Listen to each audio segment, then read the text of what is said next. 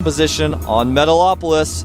Member of the team NS Hosa, Van's partner in crime. They're both pro bosses, they're buddies. He's down, he's tied up right now after losing that last game. He is. Also, his name means mountain. That's the little intro there. In case anyone didn't catch that the first 8 times we said it. Yeah, I just had to say it over and over again. I so waited. Everyone knows. I didn't start. And in the left side, I almost said his name. The purple Zerg always plays as purple. Steals my color, known as FXL Sheth. And there is Mr. Sean Simon. Very difficult name to say. Sheth for Koreans. And it looks like, what does that pylon on the low ground mean? What does it mean? Well, it means he's going to go for a fastest man. Most likely, when he scouts in here and sees that Sean is going for a extractor first, he's probably going to make a forge before Nexus. You can get away with the Nexus first on this map, but it's relatively risky. And there's a shot of him using his keyboard in his lap. Sheth style. The Sheth board. The Sheth board. As we like to call it. We do call it that.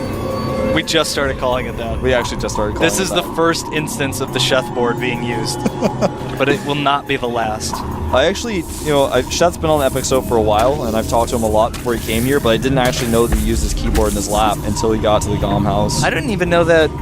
I was with him in MLG, and I don't think I knew that he did that either. And then I got here, and I was like, wait, what's with the Sheth board? And he was like, where'd that name come from? And I was like, I use it in the future. Well, I don't know, when you see him play too, if you don't know that he actually uses it, it looks like he doesn't use a keyboard. Yeah. And then you sit there and you go, how Gosu is this guy? He actually does he clicks on the attack button with his mouse, doesn't even press A? How does he do that? It's like really, I think the Koreans were having a field day the first time they saw that. They were all just going on about various things. I don't know what, I don't speak Korean, but it was strange, to say the least. That is true. First exposure to the Sheth board. And actually, it looks like San might be able to keep this probe alive inside of Sheth's base. I don't think Sheth has noticed it.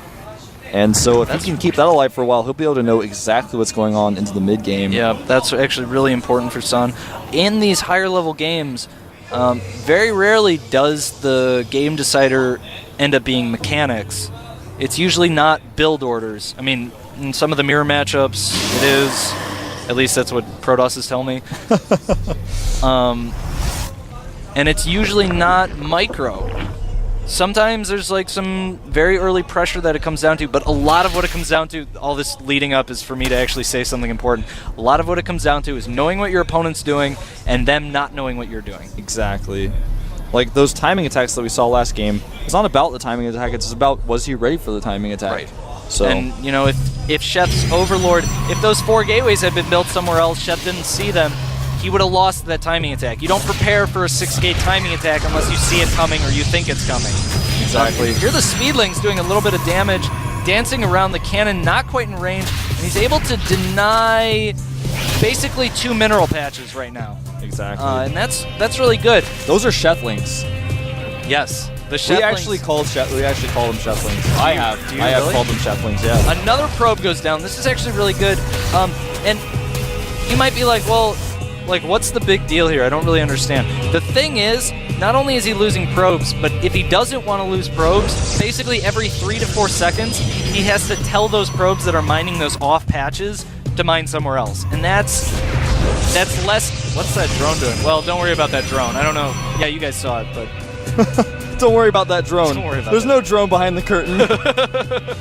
Well, that drone over here is going to find that there's a pylon behind the curtain, so you can't make that hatchery just yet. Whatever and happened? Again, this probe sneaks in here. The probe that was hiding before checked to see if there was a roach warren, and he didn't see one, so he knew it wasn't going to be a roach all-in. Yep. Now he's just able to waltz into Sheth's front door. Sheth left the front door open. He's such a nice guy, but sometimes being too nice, sometimes someone's going to come in your house and steal something. Steal some minerals, steal some scouting information. These things can happen. Now, what I'd really like to see from Sheth is deliberately let the probe in. Meanwhile, hatchery, cancel, roach warren somewhere on the map. And all in him anyway. He's like, oh, I'm going to roll in, scout your base, no roach warren. And meanwhile, bam, 20 roaches. GG. That would be quite interesting. Sometimes you do see players do stuff like that. And it looks like this assimilator will take a lot of damage. Oh, and he does trap the Zealot. Very nice. Loses quite a few Zerglings, but he does kill the Zealot. And now there is no fighting unit from San. He'll be able to deny that simulator. Nah, maybe not. Well, the Zergling, the Zealot, will finally come out and deny that, but he has taken a lot of damage on it. But keeping it alive is what's important. Sheth definitely not getting the better hand there, losing a lot of lings, but not actually taking it out. Does start building a Sport. Did he see the Stargate? Yes, he did. Okay. So he kind of figures out what's going on. Yeah, it's kind of a strange place for the Stargate. If he had built it a little further back in the natural, I think it would have been more hidden. But that's true. It seems like most of these Stargate openings aren't designed to catch the Zerg off guard. Like, they go and kill an Overlord right away, and they're like, oh, Stargate. Yeah. People they're not afraid to really hide it. But again, what it comes down to is, as you guys can see on the screen there, a lot of the Processes just start out with this Void Ray, try to control the map with it, and then just do a 6-gate timing attack. I'm actually thinking that San has been doing the same build all 3 games. Well, in the first game, it was a little bit different. He kind of just went... He made a lot of gateways, but he just kind of tried to control the map with them a little bit. He didn't try to hit a timing where he could just kill Sheth. But didn't he have... Wasn't it like 6 gates? Yeah, it was Blink? like 6 gates and Blink, and that is really the timing attack that's been really popular right now. This time, though, he doesn't have a Twilight Council. I think this is going to hit a little bit faster. And what's he warping in? I feel like I saw some sentries warping in. So well, he does have a few sentries from earlier. It looks like it's going to be a more sentry-heavy timing attack here. That's true. Lair is done for Sheth.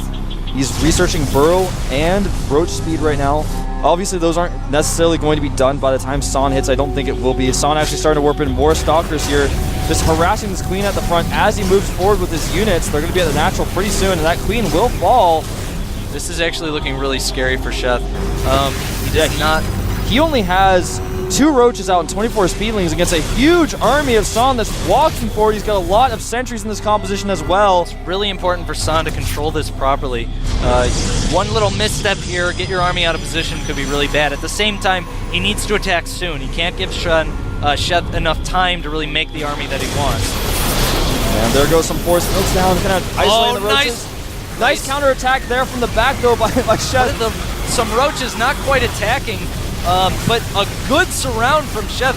I think he's going to clean this up. I think he is too. Very nice control by Sheth. Just doing that nice flanking that we saw even earlier today against.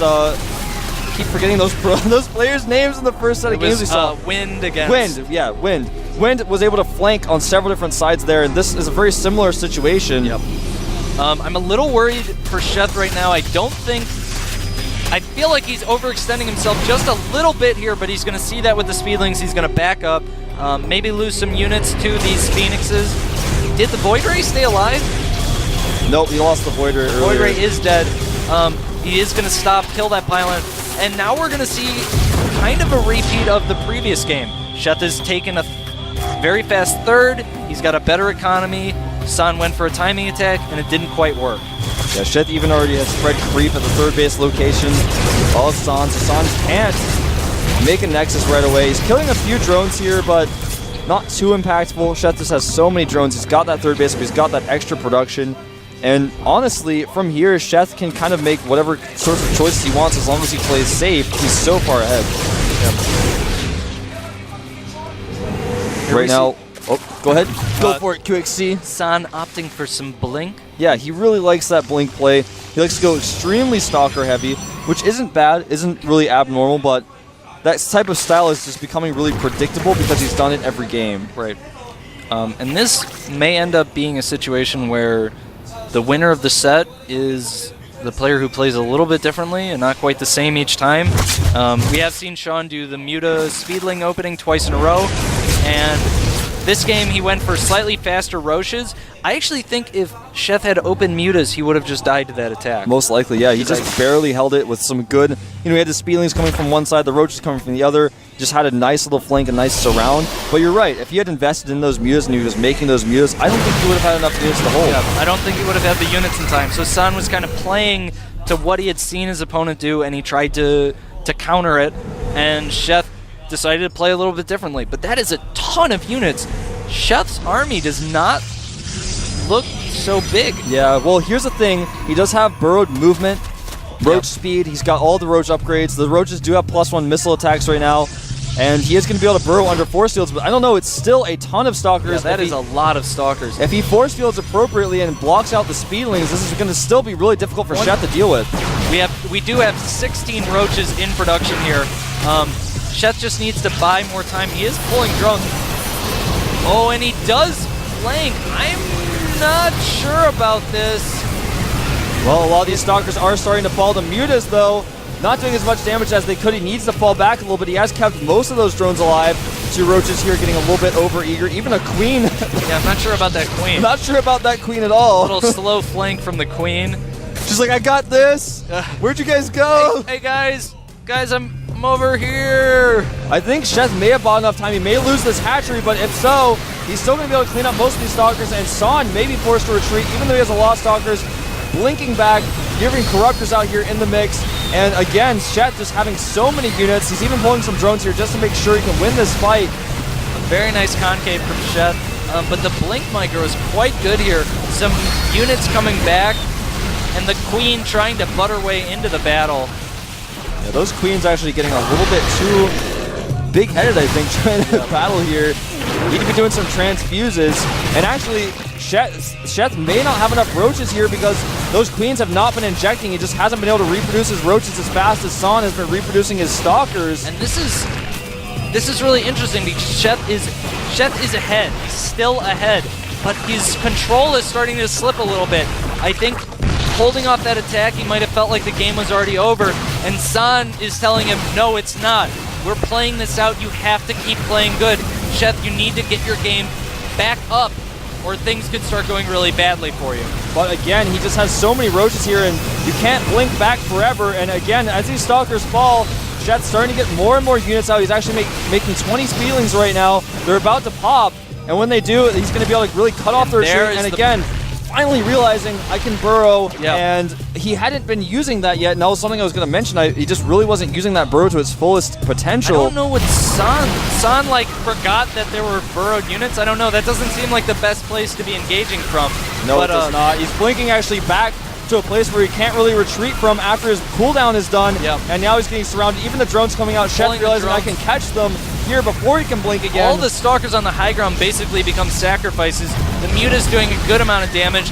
More Speedlings running in. The Speedlings very important to force these Stalkers to blink, and then surrounding them, doing a ton of damage. And Sheth is going to clean this up, producing enough Roaches to do it. I think from here, that's it. GG. Sheth advances to the round of 16. Well won, San says. GG. We have this joke. I don't know what that was. I don't. A T, and a heart? I don't know. That was a little bit strange, but... Well, Sheth has a ceremony. I'm sure Team Liquid will figure out what it means. But very well played by Sheth. Great control, great defense. Well won, I have to say. Well won, yes. We have a saying in the GOM house, the Epic So house, whatever you want to call it. Everyone always says well won, then see a W. I'm like, no, that's not what that means. It's just because that's where the W key is the G key in Korean, and everyone's like, no, Wolf, it's well won. So we have this argument.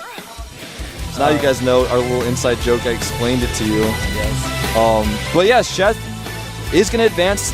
Not many foreigners have done that. Moonglade, of course, lost in the round 32, and his chance. Huck advanced. Huck obviously in Code S right now, but it's not normal for a foreigner to make it this far. And they're all of FXO except for Ian Wolf congratulating Sean.